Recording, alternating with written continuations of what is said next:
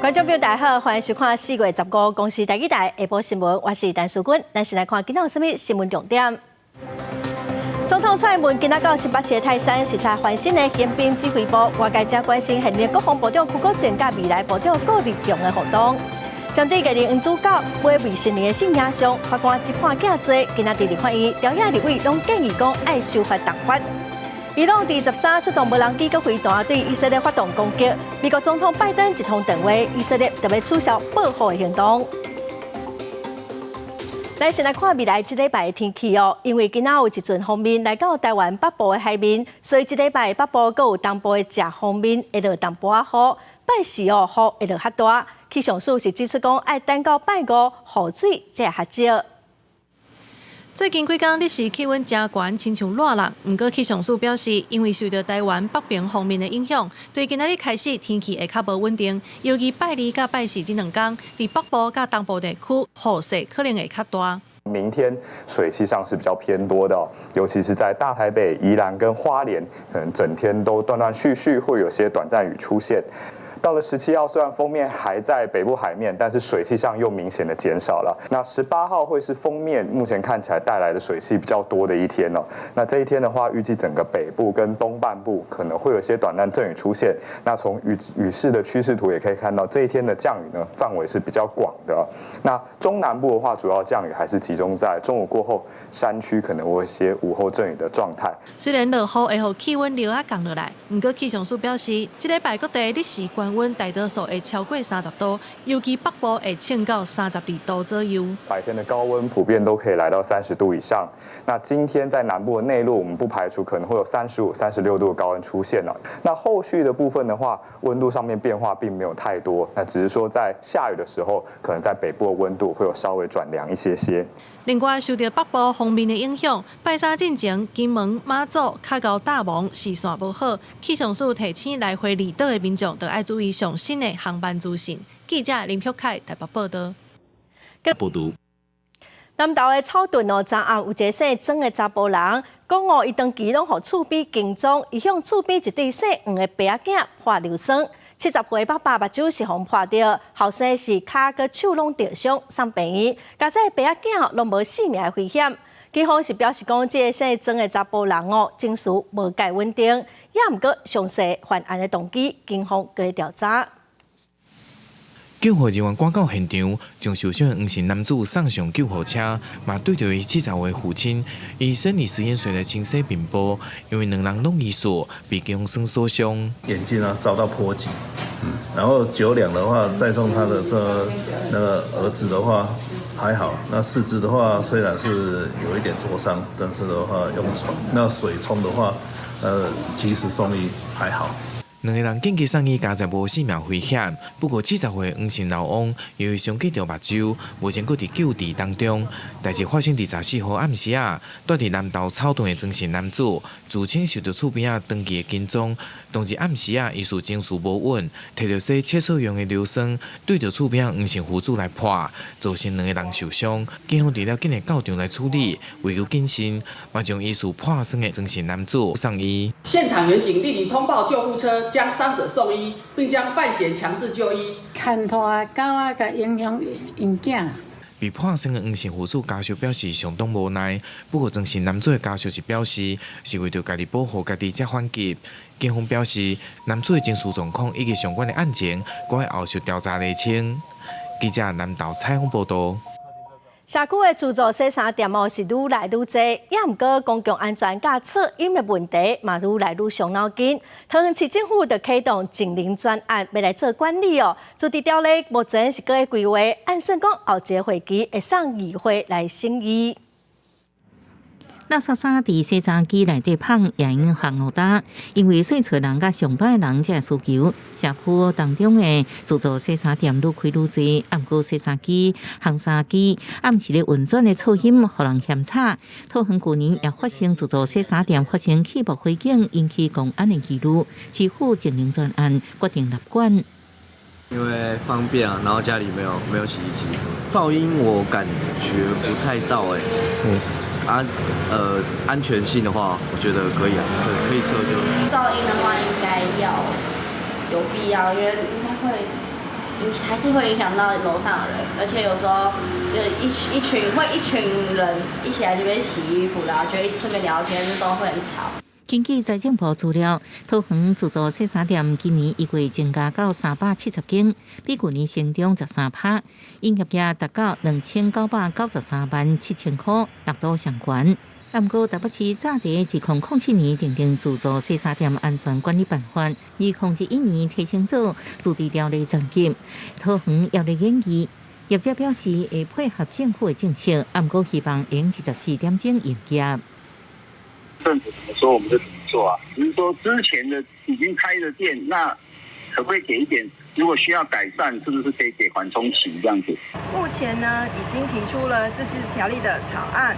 那草案的内容呢，包括规定业者需装设微电脑瓦斯表以及自动紧急遮断装置。经发局表示，目前建议参考台北市定出自治条例，具体做法包含规定业者爱装微电脑瓦斯表，自动加灯装置。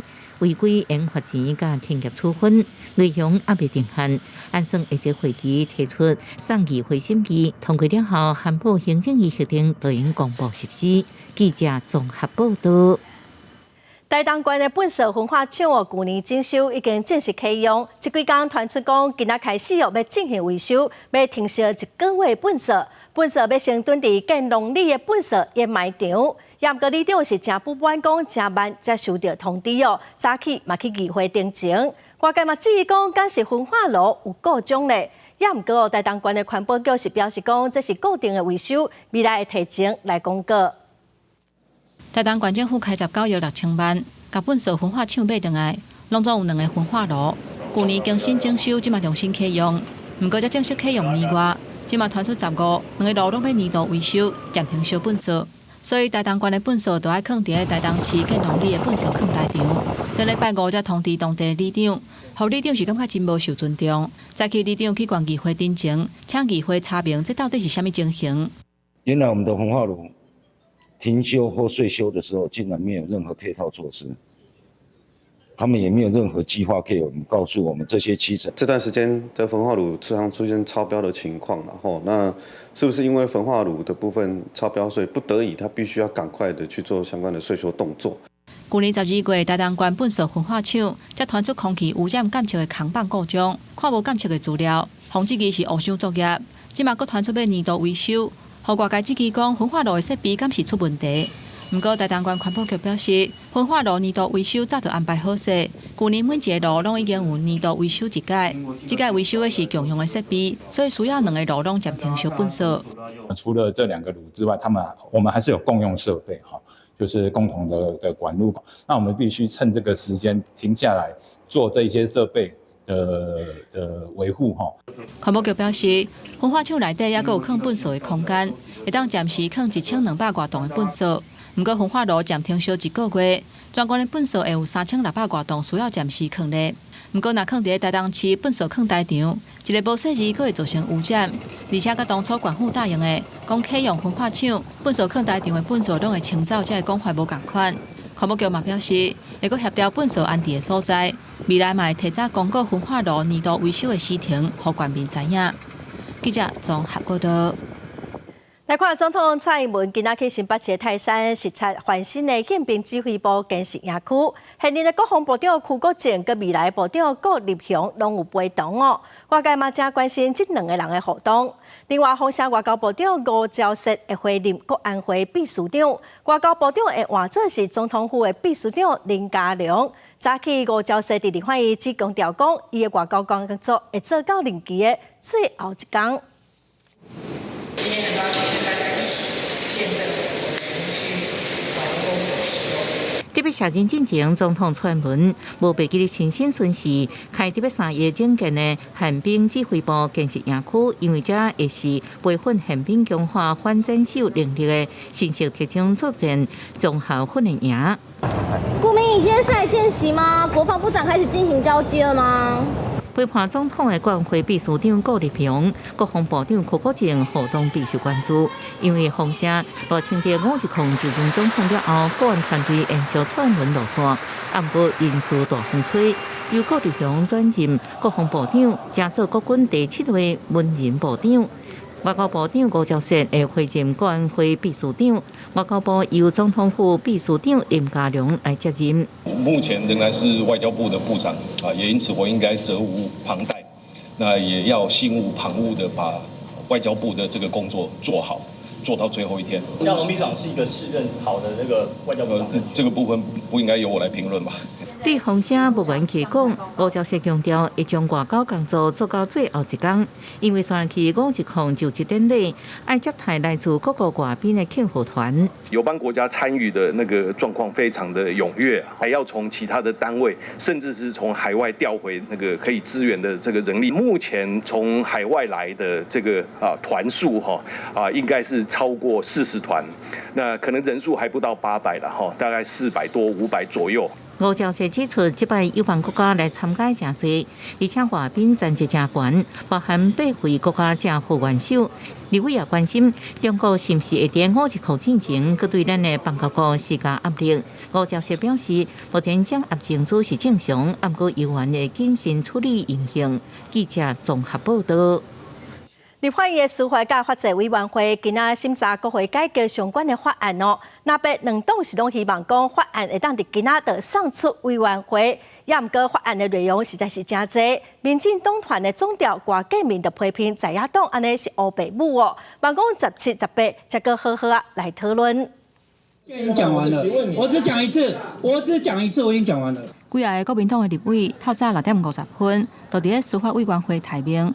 就连民众党立委黄国昌嘛早就伫咧现场，那边联手希望要拼法案会当伫咧今仔日送出委员会，不过会议一个开始就一句来一句去。时间到了啊，明年以后有没有办法把所有他们并进来？俺当我袂起啊！超过时间防消音，拿着完袂煞。民进党团总召集人郭建民讲，在野党想要赶伫咧520进前，通过互赖清德去立法院随问随答。尤其15个版本的草案也未并案审查，希望17、18再过来讨论。不过国民党团总召集人鲍坤基并无安尼认为。今天要正式的审查完竣出司法委员会，静候1个月的协商期，并在5月20号以前来正式院会表决3读通过。把这些版本进来以后，大家再来做一个讨论，不差那么1天了。目前司委会立委的人数拿到是6比6。那用表决的，民众党黄国昌的一票会真做关键。伊伫会议当中不时笑笑不时出文一个。伫会议进前，伊嘛强调讲，无论审查甲悬换，拢无要紧。我们今天的目标非常的明确，国会改革的法案必须要送出委员会。出现小侪麦克或者是超过时间消音，会议伫乱吵吵的情形之下持续进行。民进党团批评在野党为着要赶紧通过法案。毋但赶拼拼嘛真潦草。国民党团总召集人吴宗宪表示，委员会已经经过询答3届公听会，袂当阁延前啊。记者综合报道。再来看内政部统计哦，到4月11，全台湾因为4月初3花莲大电动轰打红单的建筑物有51件，黄单有92件。内政部长林佑昌是表示讲，除了协助社厝登记修理厝的贷款利息补贴，内政部强哦，上侪会当补助450万。另外，台九线苏花公路的下清水桥登记交通中断，交通部长王国材嘛表示讲，苏花案的计划哦，4月底进前会来针对环评小组意见补件，121年完工的目标无改变。4月初3地动了后，花莲的灾情是真严重。除了造成人员的伤亡，还佫出现建筑物受损、放弃等等的灾情。未少细厝的人无厝通住。根据内政部的统计，到4月11为止，经过专家人员现场会勘了后，已经确认建物受损的是红单的，全台湾有51件；黄单的有92件。地动了后，这受损的厝要安怎修复甲重建？安怎安置灾民协助因的生活，嘛引起朝野立委的关注。早起内政部长林佑昌伫立法院表示，除了提供多元细厝协助方案、主体重建或者是修理利息的补贴，内政部强上侪补助450万。常设性的重建单位进行这样子的补强的业务规划吗？我们本来的机制都在哈，那我们平常都有补助地方政府哈，它如果有耐震补强等等，它可以来跟政府申请。好，不过并不是30年以上的房子，它就是危险的房子。仅仅是东华大学。各县市政府有非常多的大专院校，里面都有理化工的实验室。化学的实验室的话，它的一个防灾的相关的准备的工作，包括它的一个器具跟资源，这个必须要做整体的一个检讨。这个地动嘛，地属台九线苏花路龙的清水桥断去，路袂通。目前路口边1930年日本时代旧桥当作临时的便道通行，每一天采3个时段管制单线通行。交通部长王国材讲，目前正在推动苏花案的计划，这个路段嘛，来做是改善的路段。今年2月，环评专案小组提出真侪意见，按算4月份上专案小组转上环评大会，121年完工的时程无改变。今年的2月，虽然在环评的专案小组有很多意见，那我们现在已经收集意见，议定在4月就送进这个专案小组，然后转这个大会。那我们的目标就完全都不变。王国材表示，苏花案计划内底，河仁到中德这段，就发生包括去年大清水南平磅空口放弃，还有即届大清水磅空口的桥断去2届严重的灾害，所以为可行性到综合规划，针对河仁到中德这段做调整甲改变，会甲2.5公里短的磅空改做是10.2公里长的磅空，减少行车的风险，推动苏花案，让花东的民众有上安全的路，这是第一要紧的代志。记者综合报道。花莲大地震部分的民众若有经济压力、心理的压力嘛是真大。伫前线救人的搜救队员嘛需要消透压力。花莲县卫生局就表示讲，需要的人会当透过心情的导检来看家己情绪的状况。需要的时候，卫生局有提供心理咨询的服务。这就是天虹市大楼附近的里办公室，会使看到伫4月初三大地震过了后，伫里办公室内面，拢有一寡爱心人士有管一寡爱心的物资，要予这个灾民。里长嘛讲，望这个灾民会使定定来这个里办公室抬讲，小坐一下，互心情会使加较好的。花莲天虹市大楼倒去，除了财产的损失，部分的大户甲附近的民众嘛有真大的心理压力，不管是对地动的惊吓，还是经济上的负担，互因对未来拢感觉真不安。被救下来的这些黎民啊，他刚开始一定都是情绪蛮激动的。大家经历了02、06之后，其实都心灵难免有一些阴影。那这一次又经历了04、03，那大家的心理其实是蛮恐慌的，一有地震马上就往外跑。那是民众恐惊到伫一线进行救援的搜救人员，除了体力安全拢受到考验，救灾过程的压力甲情绪嘛是一种零低。特殊队员嘛会烦恼未来会有创伤后压力症候群。巨石压过以后又5、6天了。无论是视觉上的冲击，还是味道上，甚至精神上的冲击，你都可以发现，那个其实冲击力度是有的。任务来会回想到之前当下的感受，然后可能当时的画面都会出来，可能会之后还要去那个心理治疗之类的。花莲县卫生局讲，有5点排毒的方式：安、静、宁、释、望，互家己加接触正面的信息，心情较平静。甲适应的人较有联络来转移压力，嘛爱有正面的希望，拢对灾后急性的情绪有帮助。我最近睡眠好不好？我最近只是比较容易发脾气。第3个呢是比较容易紧张，老是觉得这个礼拜我都比别人差，在评估自己的心情的状况。灾后民众若是有心理状况需求，卫生局内面拢有安排心理咨询师。会使斗3天，若是出门无方便，嘛会使派专员到厝内协助。记者综合报道。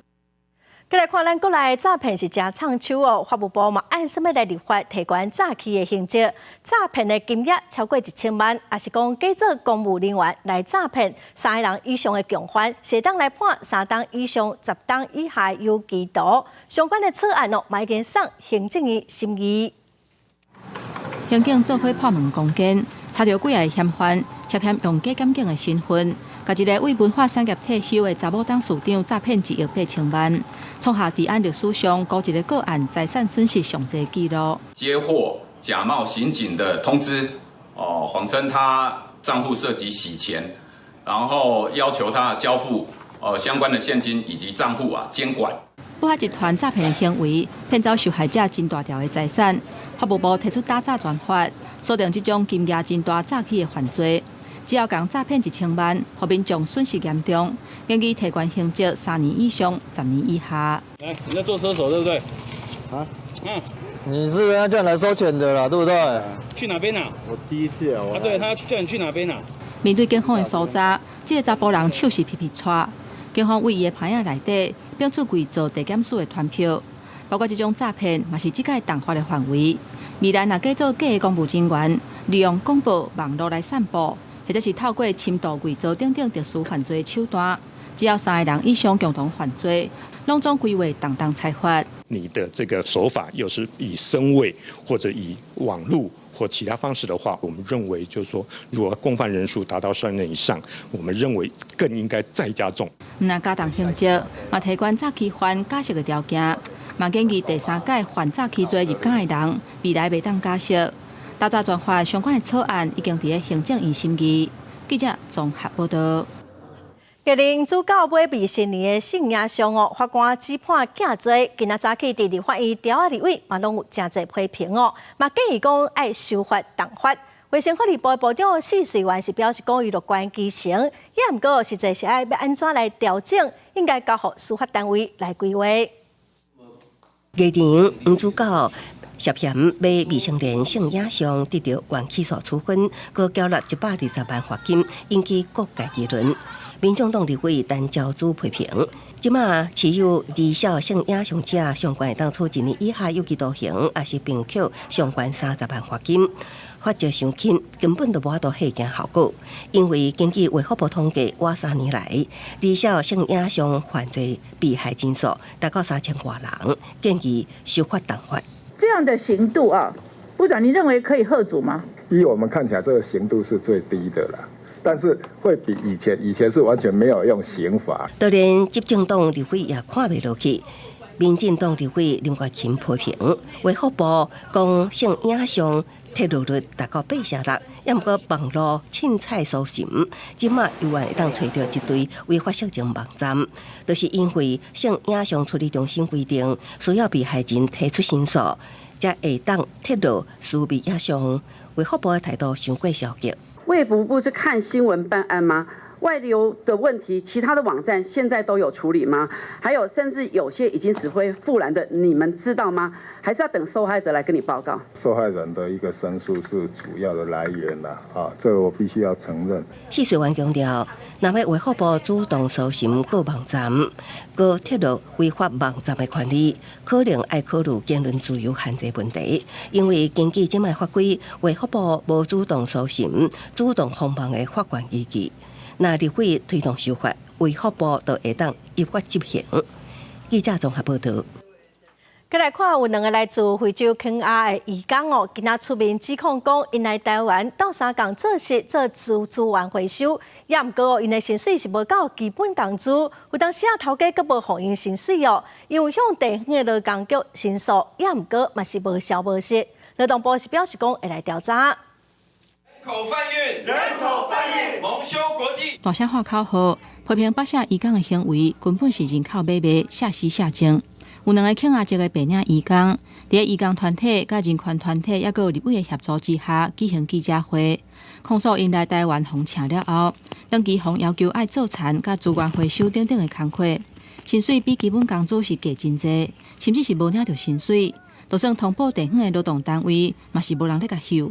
First, the thing which we agree with the contract is not the same thing which we get, including the salaries, the living conditions.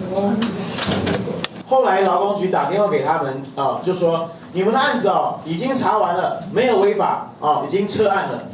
他们就觉得很傻眼，怎么会这样子呢？我们明明做的都是这个农场工作，然后薪水这么低，怎么会都 OK 呢？移工团体甲立委嘛批评讲，劳动部开后尾门，甲表演类的工课列做是白领的范围，错过排除伫专业性甲技术性以外，实际上都是为着要请白领的移工，互有心人士通好两空芳。之前从肯亚得到的讯息跟拿到台湾的实际的状况跟薪资基本上是完全不一样，像是被欺骗骗过来台湾，那而且感觉来到台湾哦，根本都是被压榨，假借说是白领移工的名义做其他的一些工作活动，那甚至还有用一些胁迫暴力的这个方式，会涉及到相关的刑责。那这个部分会来做继续的处理。因为专案严重违反劳基法、人口贩运防制法、就业服务法甲刑法，两个移工已经被鉴定做人口买卖受害者。针对这点，劳动部强调讲，专案涉及违法的部分，会来追究责任。记者综合报道。伊朗对以色列发动攻击，加入中东的战争即马局势是愈来愈紧张。美国股市伫顶礼拜五四大指数拢落，台湾股市今仔嘛落200多点，也毋过台积电是有收掉800块的关卡。有专家是认为讲，若是战争佮炭烧国际股市一定会有压力。受中东战争局势提悬，美国顶礼拜五是重盘，台股拜二一开盘也受拖累，望达200多点。台股宽宏台积电稳收800块大关，也到超过10块。因为油价上涨刺激了通膨再度的升高的可能性，避险的资金呢都跑到这个美元资产里面去，那所以呢，对台湾的股市呢就造成了一些这个资金的排挤的效果。专家分析，那中东其他国家也投入战事，国际股市恐惊对咧受冲击。不过依照伊朗甲以色列民主性来看，短时间内战事想要法庭难度真悬。另外，美国联准会因为无释出降利息的信息，欧美商用不动产办公室暴雷案佮继续滚价扩大，公股民营银行拢受影响。根据了解，已经有10件商办地雷案，市场烦恼利率无降，地雷恐惊连环爆，是不是进一步影响台湾的银行业呢？可能就是国营在那边的投资的收益会受到影响，台湾的影响就是比较间接啦，不会说因为这个而蔓延到台湾的表现。这摆美国商办暴雷案大部分是公共行库，因为有不动产做担保较可靠，风险有一间银行损失超过1亿美金。另外，台湾银行这一边是受影响，或者是出现损失，银行局也在密切观察统计当中。记者综合报道。继续来看，伊朗第13出动无人机佮飞弹对以色列发动攻击，以色列嘛呛讲一定会报复。纽约时报是指出讲，伫美国总统拜登甲以色列总理内塔尼亚胡讲电话了后，以色列已经取消对伊朗的报复行动。联合国秘书长古提瑞斯伫安理会谴责伊朗，嘛呼吁各国着爱站直，唔通对伊朗报复。伊朗头一摆直接对以色列领土发动攻击，互中东局势一日恶化。也毋过，《纽约时报》指出，美国总统拜登已经敲电话，甲以色列总理纳坦雅胡讲，强调美国未加入对伊朗的任何反击行动。加上以色列战士内阁有几名的成员认为，伊朗的攻击无对以色列造成严重伤害，以色列报复行动已经取消。伊朗13暗时对以色列发动攻击，这是为了回应这个月初一以色列机师袭击伊朗驻叙利亚领事馆，造成伊朗革命卫队高阶指挥官身亡。为了避免紧张情势佮升悬，联合国才是召开安理会秘书长古提瑞斯谴责伊朗对以色列发动攻击。Now is the time to defuse and de-escalate. Now is the time for maximum restraint. 以色列甲伊朗驻联合国大使伫安理会顶开辩论。以色列大使指控伊朗违反国际法，呼吁安理会重新对伊朗实施制裁，佮将伊朗革命卫队列为恐怖组织。伊朗大使是讲，行动是必要，佮符合比例原则。This attack crossed every red line, and Israel reserves the legal right to retaliate. We are not a frog in boiling water. We are a nation of lions. The Security Council has failed in its duty to maintain international peace and security. Faced with such circumstances, the Islamic Republic of Iran had no choice but to exercise its inherent right to self-defense under international law. G7 七大工业国组织由伦敦主席国意大利召开领导人视讯会议，会后发声明，以上强烈的言辞谴责伊朗对以色列发动的攻击。We will continue to work to stabilize the situation. We call on Iran and its proxies to cease completely the attacks. All parties should exercise maximum restraint. 除了搁一摆表示对以色列安全承诺，上都爱团结甲支持。G7运动时表示，会加大力度将加加塞飞机，搁对危急的巴勒斯坦人提供搁较侪人道援助。公司新闻电话陈编译。巴西北部海峡第13查到有一只船顶头有20具烂去的尸体，推测可能这个人是因为动乱要离开海地的民众。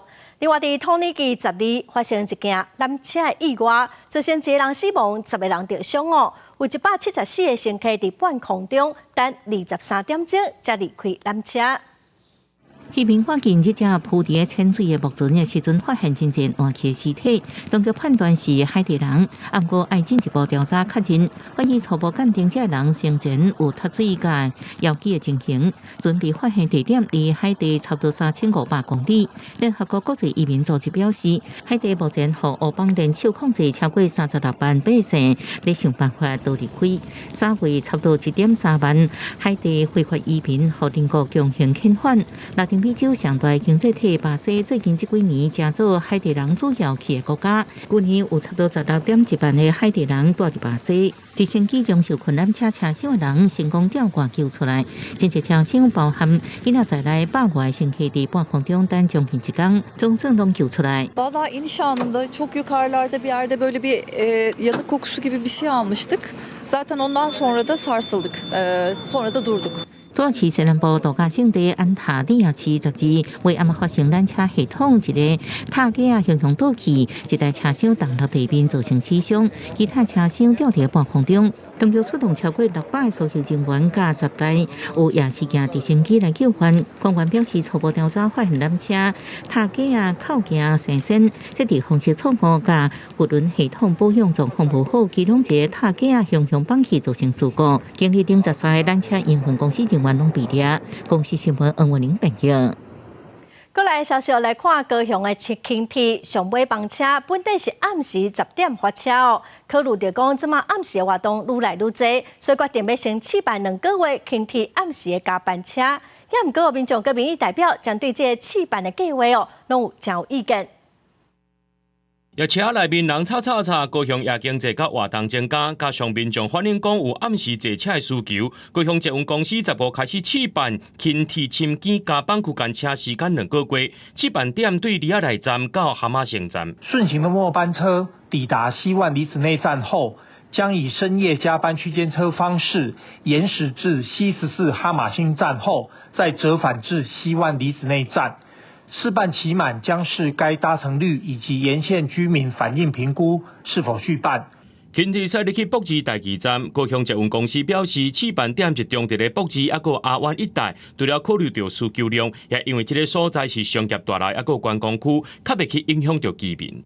对我来讲，我没有在使用啊，那个需要的话呢就要开啊，不需要的话那个。开一趟也是赔一趟啊！像我住这附近就比较方便了，不要说这样还要去转公车啊，还是要坐计程车啊。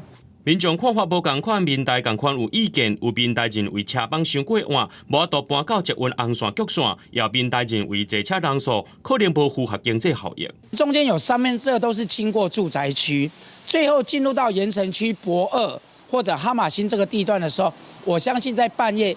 应该也没有观光客会去乘搭啦。民代建议，若考虑到夜经济试办点会当刷到北高雄，小接夜市百货公司的爱河至新站等等。针对这部分，高雄捷运公司表示，会和民代还有市政府建议讨论看甲要修正无。记者综合报道。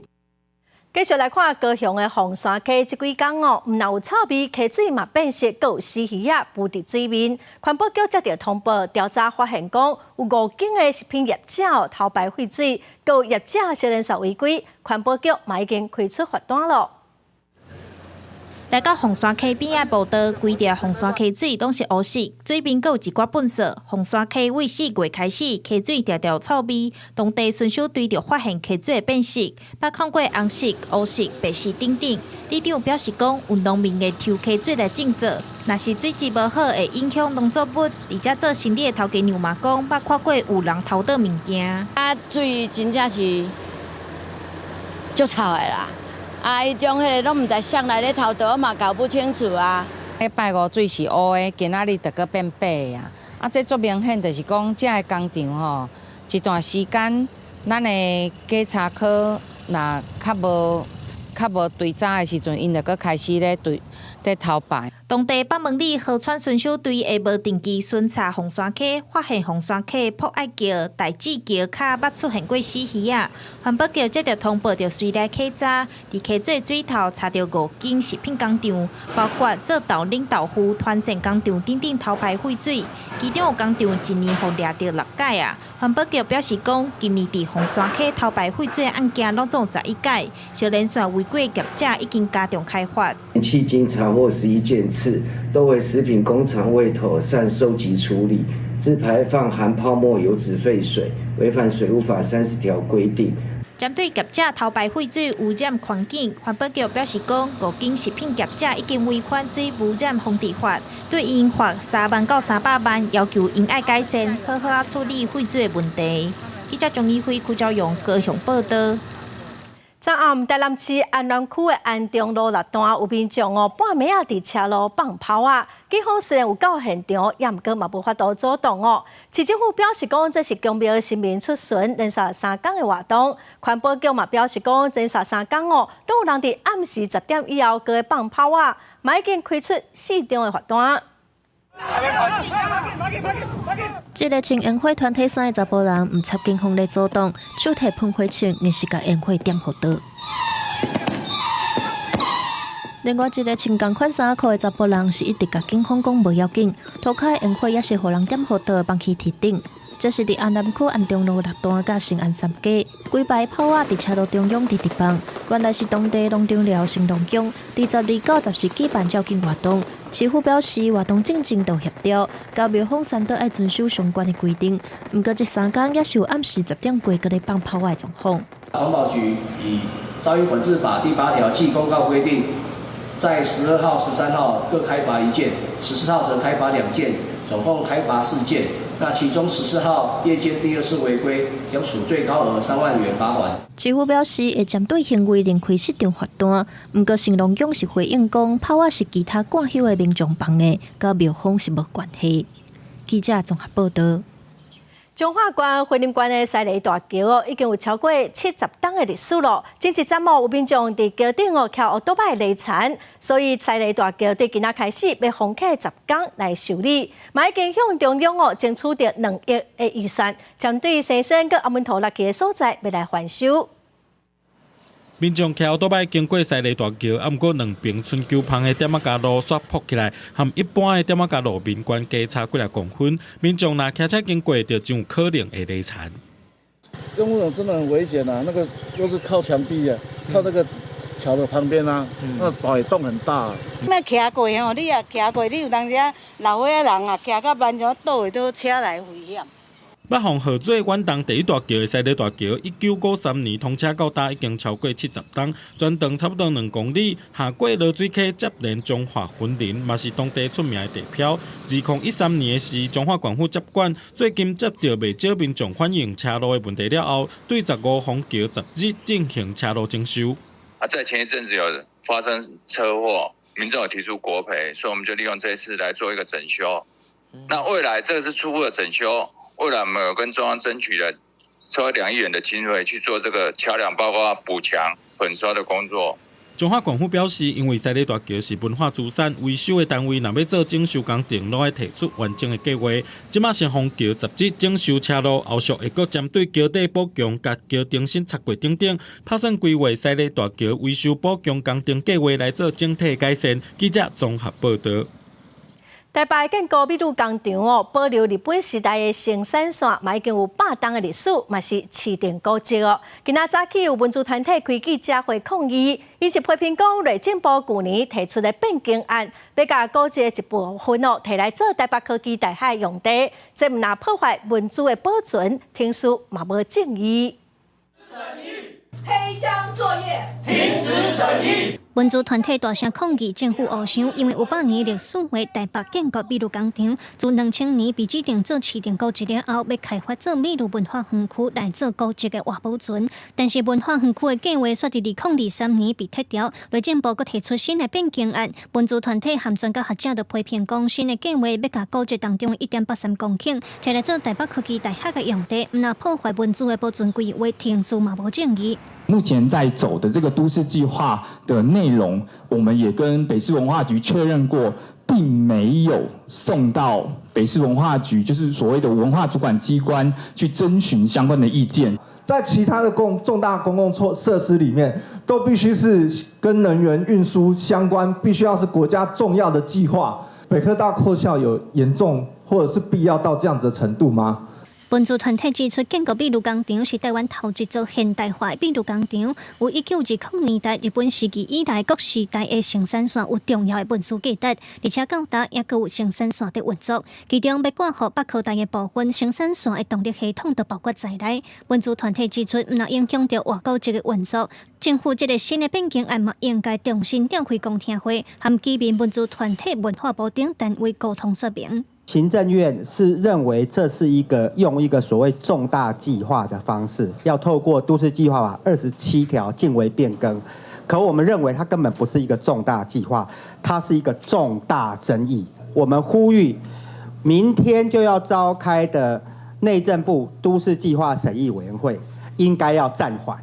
8日早起，内政部特别针对美术工厂途经的案件来召开都市计划审议会。民主团体和在地居民是拍算讲，透早特别去到内政部国土管理署头前来去抗议，希望审议会会当听到因的心声。记者卢尚如、郑俊佑台北报道。再来看台中的立美图，是全国头一座是美术馆，嘛是图书馆的建筑。每年特别完工营运咯。也毋过最近有议员发现，讲美术馆典藏的预算一年只变500万，恐惊是买无啥物艺术品咯。市政府是表示讲，未来预算一定会个增加。工地也咧赶工，主要结果已经完成。台中立美图按明年底启用，毋过有民代质疑，市立美术馆的典藏预算一年敢若变500万，较有名的画作拢已经超过这个数字。台中市府到底敢有心要经营？前辈作家比较好的作品来看，这样的一个预算是真的非常非常的少了哈。如果这个部分的预算不能增加，我们很难看得出来。我们的市政府、我们的市长是对这个美术馆是有信心，而且是愿意来经营的。结合图书馆甲美术馆打造的台中立美图，伫咧水南经贸园区中央公园的北边，是2010年摕到 Pritzker 建筑奖的日本建筑师妹岛和世和跨国团队合作，打造8栋互相连接的建筑物，是全国第一座融合美术馆甲图书馆的建筑。机关强调，六都的市立美术馆典藏的费用，台北市就4000万，桃园2500万，高雄2000万，台中市敢若500万是上少的。在典藏品的部分，考量台中绿美图典藏空间新建进度的关系，那市立美术馆呢将在114年度调增编列典藏经费。市府表示，台中是文化城。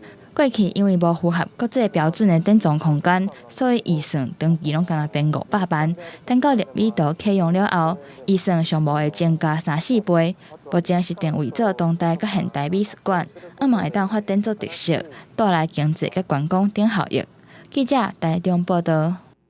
来看台中文华高中的姊妹校，美国华盛顿特区的学校受到云林县政府邀请去河尾高中参观访问。河尾高中的学生囡仔专工准备布袋戏、人狮等表演，来迎接这群美国来的朋友，咱做伙来看卖。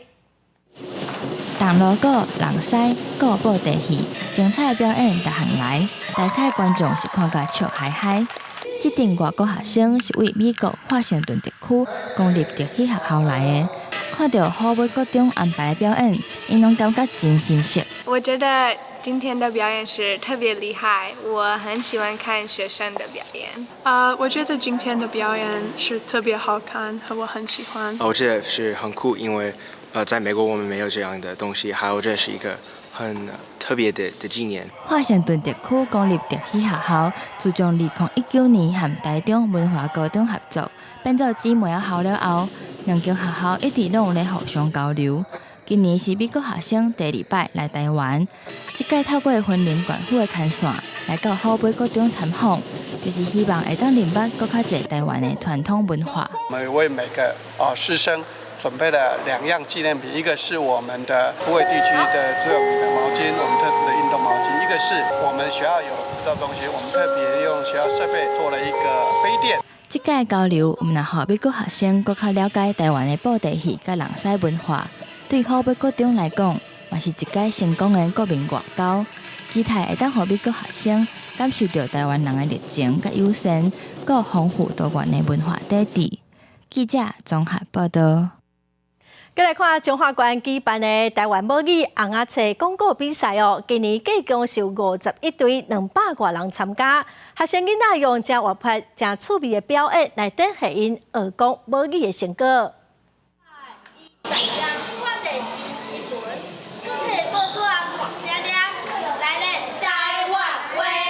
学生伫比赛进前把握时间练习。中华馆举办112学年度台湾母语红鸭册广告比赛，今年有51队200多人参加。参加的学生讲，透过练习甲动盘讲台语，真有成就感。参加这个比赛就足有成就感的，足欢喜的。因为伫咱的社会真少咧讲台语，我感觉伫咧这个比赛内底，我甲我的朋友伫咧台顶讲台语，感觉足欢喜的。嘛有学生是透过练习讲母语，认捌家己家乡的腔口。大个所在腔拢无共，所以就是去背遐个腔会足好耍的。我会甲阿公阿嬷、爸爸妈妈大家拢是讲台语，若是鹿港人会甲鱼仔讲做鱼仔。承办红鸭册广告比赛的旧社国小表示，今年是第9年举办，参加的人为一开始100通人，即马有200多人参加。透过活动的举办，会当鼓励更较侪囡仔人讲母语。平常时咱囡仔咧讲咱的母语吼嘛是真侪啦，佮举办一个比赛吼，其实嘛有一寡诱因吼，会当互因除了平常时咧讲了，会当佮较认真吼，较投入这个比赛安尼。一寡囡仔伫因的处理，即摆是爸爸妈妈较少年，因较无即种环境，因为伊要讲台语，就是来咱学校咱的台语课。伊既然愿意，咱就愿意为因付出，但扫看卖啊。今年比赛主题有摒扫环境、新住民议题、COVID-19 等等。主办单位表示，望用活进生活的万项事，让学生囡仔轻松学母语，自然讲台语。记者杨淑晴综合报道。下晡晡的天气，咱来看各县市详细资料。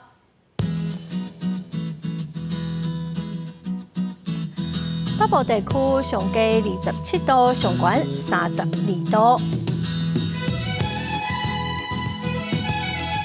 中部地区上低27度，上悬33度；